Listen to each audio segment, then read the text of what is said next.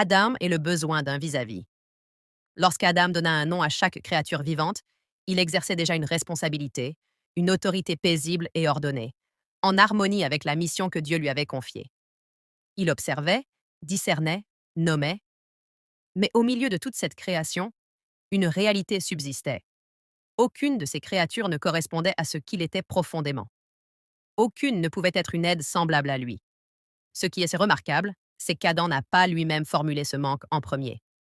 C'est Dieu qui, dans sa sagesse parfaite, déclara « Il n'est pas bon que l'homme soit seul ».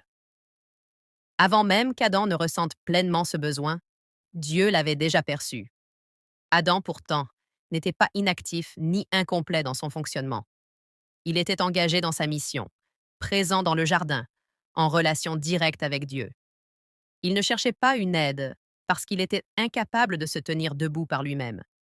Il ne désirait pas une femme pour fuir ses responsabilités, ni pour combler un vide intérieur qui l'aurait fragilisé.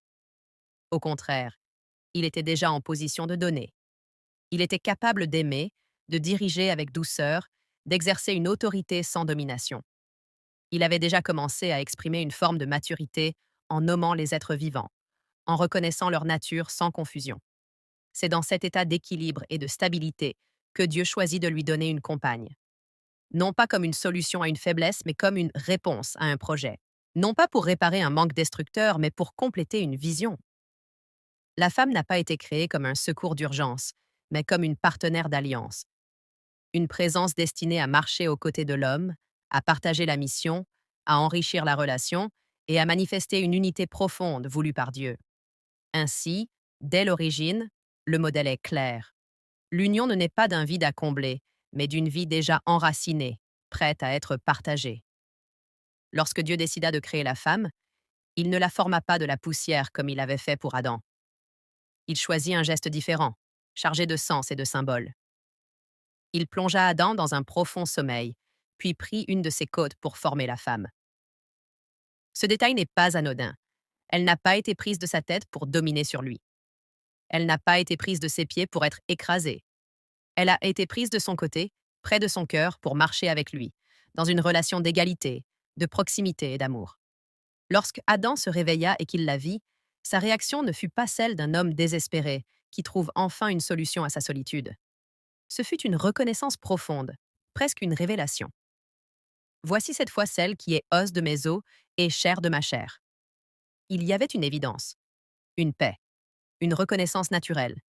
Il n'y avait ni effort pour convaincre, ni stratégie pour séduire, ni confusion. Il y avait une harmonie.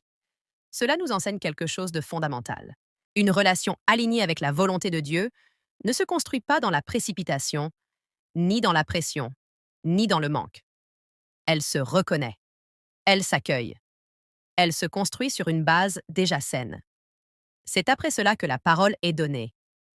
C'est pourquoi l'homme quittera son père et sa mère, et s'attachera à sa femme, et ils deviendront une seule chair. Il y a un ordre.